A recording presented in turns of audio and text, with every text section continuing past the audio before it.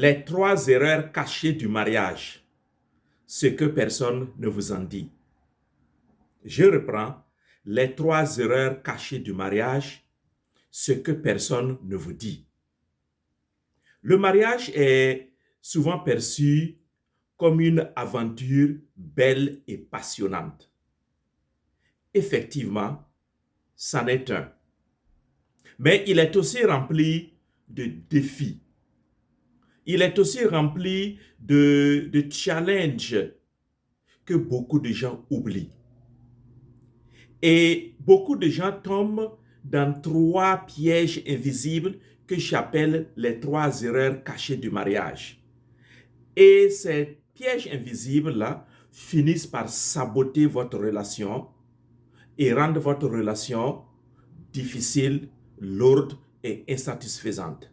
Avant de continuer, chers amis, abonnez-vous à cette chaîne de l'école de la famille Efata. C'est votre chaîne. Beaucoup de gens suivent la chaîne, mais ils ne sont pas abonnés. Abonnez-vous pour faire grossir la communauté des familles Efata, les familles, les couples qui prennent au sérieux leurs relations, où il y a zéro divorce et zéro wawawa dans les couples. Et mettez aussi les j'aime et partagez la vidéo. Les trois erreurs cachées du mariage, ce que personne ne vous dit. Moi, je vais vous dire aujourd'hui. Et restez jusqu'au bout, car la deuxième et la troisième erreur, on n'en parle pas beaucoup. La première erreur, beaucoup de gens évoquent ça. Mais la deuxième et la troisième passent inaperçues. Et personne n'ose en parler. Mais moi, je vais vous en parler aujourd'hui. Restez jusqu'au bout. Quelle est la première erreur cachée du mariage qu'on ne vous dit pas? La première erreur cachée du mariage, c'est d'idéaliser le mariage et de croire ou de penser que tout ira bien après le oui.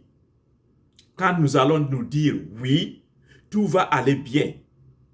Ils pensent que ceux qui sont dans cette erreur-là pensent que le mariage va résoudre tous les problèmes. Même les problèmes qu'ils voyaient avant le mariage, là, problèmes de communication, et problèmes de colère, problèmes de mauvaise gestion du temps et de l'argent, problèmes de maltraitance, ils se disent que après le mariage, non, tout ça, ça va passer. Erreur fatale, les amis. Le mariage est un point de départ. Le mariage doit être un point de départ. Point de départ où l'on résout tous les problèmes. C'est un lieu où on fait l'effort conjugué pour que les problèmes soient résolus. Le mariage n'est pas une destination, comme certains le pensent, que quand je suis arrivé au point final, le last stop. Non, c'est plutôt le lieu où il faut travailler ensemble. C'est pourquoi j'ai l'habitude de parler de partenariat, de coopération, de coordination, de vivre ensemble. Si vous vivez dans un mariage où il n'y a pas ces termes-là, ces mots, ces expressions, ou bien si ces expressions ne sont pas élucidées par une réalité que vous vivez, donc la collaboration, la coopération, le vivre ensemble, c'est que vous êtes victime de cette erreur-là. Idéaliser le mariage. Et c'est cela qui crée les déceptions au sein du mariage. Il faut donc développer des attentes communes et s'engager ensemble à main dans la main, les esprits unis et les cœurs unis également pour que vous avanciez ensemble dans l'atteinte de vos objectifs. Ça, c'est la première erreur cachée avec des conseils et des solutions. La deuxième erreur, c'est de négliger la communauté de toute la vie. Être marié, mais vivre en colocataire. C'est ce que cela veut dire. Je vous ai dit dans une précédente vidéo que le mariage, c'est la communauté de toute la vie. Qui dit communauté dit ensemble, commun. C'est ça. Commun, dans communauté, il y a commun. Dans la communauté, il y a ensemble. Dans la communauté, il y a partenariat ou coopération dont j'ai parlé dans le point précédent. L'erreur, c'est de confondre le mariage avec une simple cohabitation ou un partenariat administratif. Moi, à l'étranger, à mes débuts, j'ai vécu avec des colocataires. Dans l'appartement que j'avais loué, et pour réduire les frais, j'ai dû accepter d'autres personnes qui sont venues, deux autres messieurs qui sont venus habiter avec moi en occupant deux autres chambres. C'est ça la cohabitation. La cohabitation. Même si nous partageons certaines choses ensemble, ça ne peut pas être comme monsieur, madame. Là-bas, dans la cohabitation, chacun continue à avoir sa vie privée pour soi-même. Même si nous sommes de la même famille, chacun quand même a sa vie privée. Sans oublier qu'ici, on ne se connaissait même pas. C'est pour la cause, pour réduire les frais de l'appartement que nous sommes réunis ensemble. Donc, c'est simplement pure cohabitation. Chacun gère sa vie. Chacun gère son programme. Chacun gère son argent. Chacun gère sa nourriture. On avait un congélateur et un gros frigo. Et chacun a même un espace dans le congélateur où il dépose sa nourriture, ses plats. C'est ça la cohabitation. Et le partenariat administratif, c'est quoi dans cet appartement? C'est qu'à tour de rôle, par exemple, on s'organisait pour nettoyer la chambre. Et je dis la chambre, tout l'appartement, notamment la douche et le WC. Chacun a son tour dans la semaine. Et la cuisine, quand tu finis de cuisiner, tu nettoies l'espace, tu laisses ça propre avant de partir. Dans beaucoup de gens, n'ont pas compris que le mariage est une communauté de toute la vie. Ils ont pris le mariage comme un partenariat administratif ou une cohabitation.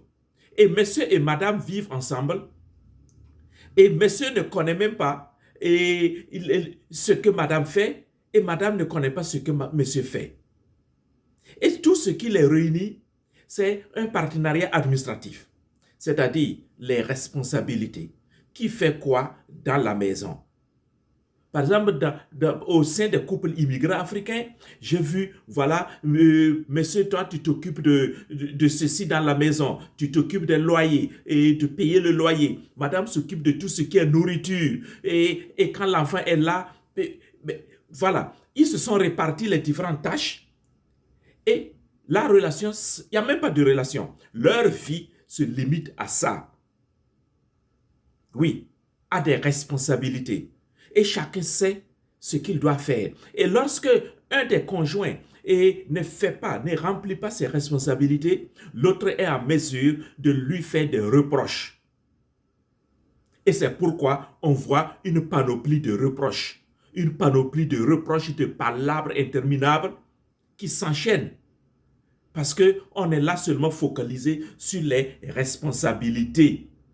D'ailleurs, beaucoup de gens disent même que le mariage, qu'il n'a qu'à assumer ses responsabilités. Vous voyez?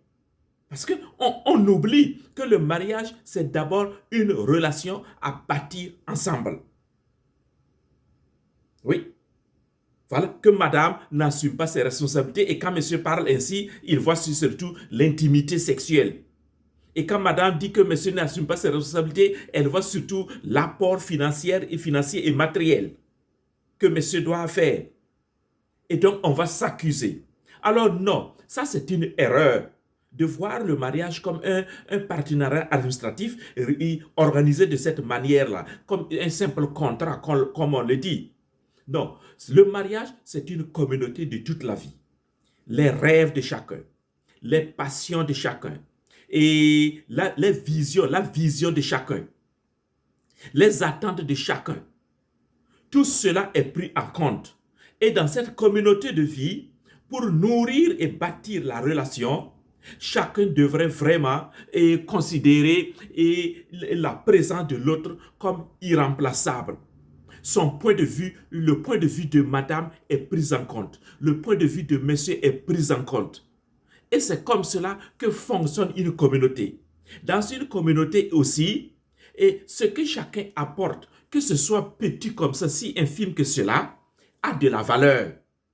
Et on apprend aussi à reconnaître l'effort et la valeur de ce que l'autre apporte au sein de la communauté. Il n'y a pas de jugement, il n'y a pas de négligence à dire que qu'est-ce que toi tu fais, tu ne fous rien dans la maison. Non, dans une communauté de toute la vie, et chacun sent que, doit sentir que l'autre le valorise, qu'il est valorisé, ses idées, tout ce qu'il apporte là et a du prix aux yeux de l'autre. C'est ça la communauté de vie. Vous voyez, cette deuxième erreur-là, beaucoup de gens, on ne vous en parle pas. Et lorsque vous rentrez dans le mariage et vous tombez dans cette erreur-là, votre mariage devient chaotique. Alors les amis, avant de continuer à la troisième erreur, n'oubliez pas de vous abonner, chers amis. Ne regardez pas seulement la vidéo. Abonnez-vous, mettez vos j'aime, partagez la vidéo et faites grandir la communauté des familles EFATA. C'est votre communauté et je veux que nous devenions une foule immense au sein dans la diaspora et en Afrique. Vous voyez? Donc, abonnez-vous. Ça, c'était la deuxième erreur, celle de considérer, de négliger la communauté de vie et de vouloir vivre en colocataire ou comme une cohabitation ou comme un partenariat administratif. La troisième erreur, cachée du mariage, que beaucoup qu'on ne vous dit pas. Écoutez ça bien. Ça, c'est de voir le mariage comme un lieu de domination. Oui. On voit le mariage comme un lieu de domination. Le pouvoir avant l'égalité. C'est ce que ça veut dire. Et cela, je sais que, et cela provient certainement de nos différentes cultures. Nos origines culturelles africaines ne nous aident pas dans ce sens-là. Où on voit que c'est une lutte pour le pouvoir. Donc, considérez le mariage comme une relation hiérarchique. C'est cette erreur-là. On considère le mariage comme une relation hiérarchique, où il y a un dominant et un dominé. Et dans cette relation hiérarchique, l'un domine, décide et impose ses choix à l'autre. De façon générale, ce que je vois chez les Africains, c'est monsieur qui essaie de dominer et de décider à la place de madame et d'imposer ses choix à madame aussi. Ah, c'est l'erreur fatale, les amis. L'erreur fatale. Surtout aujourd'hui, ce que les hommes oublient, c'est que le monde a changé. C'est que aussi le monde des femmes aussi a changé. Les femmes d'aujourd'hui ou les jeunes filles d'aujourd'hui ne sont plus celles du temps de nos mamans. Je ne parle pas de l'émancipation et des femmes, non. Je parle seulement, nos épouses sont aussi cultivées que nous. Et ont pu développer leurs capacités, leurs compétences autant que nous, les hommes. Donc, il y a un réajustement de notre attitude des hommes. Alors, voir le mariage comme un lieu de domination, ça veut dire quoi encore? Et ça veut dire, ça veut dire par exemple, et l'homme, en tout cas un des conjoints qui est dominant, c'est lui qui décide, c'est lui qui apporte les finances, c'est lui qui... Et l'autre est relégué au second plan, à un rôle secondaire. Et l'autre qui est dominé est là comme pour accompagner simplement.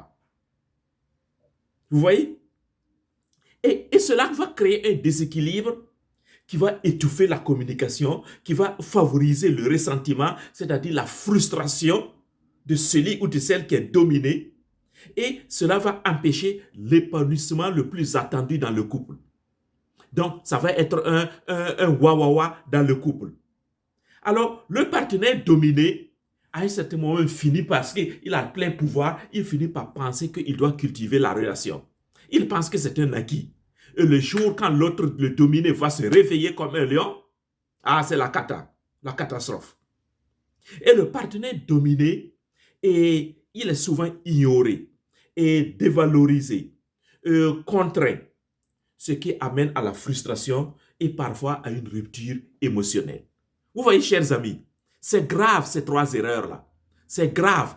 Et j'en parle pour que vous puissiez en prendre conscience et trouver des solutions à ces 3 erreurs. C'est pourquoi j'ai publié le livre Renforcer votre relation, les 30 défis et exercices pour un couple épanoui. Je mettrai le lien dans la barre de description. Vous le trouvez sur Amazon. Allez-y, vous achetez ce livre-là et ça va vous permettre de contourner ces 3 erreurs que je viens d'évoquer. Alors, je souhaite à tous et à toutes un très bon week-end. Mais n'oubliez pas de vous abonner. Abonnez-vous à Gogo, à Gogo, à Gogo. Partagez, mettez les j'aime, partagez la vidéo et laissez vos commentaires car j'accorde de l'importance à vos commentaires. Je prends le temps de les lire de façon posée et de vous répondre. Merci et très bon week-end.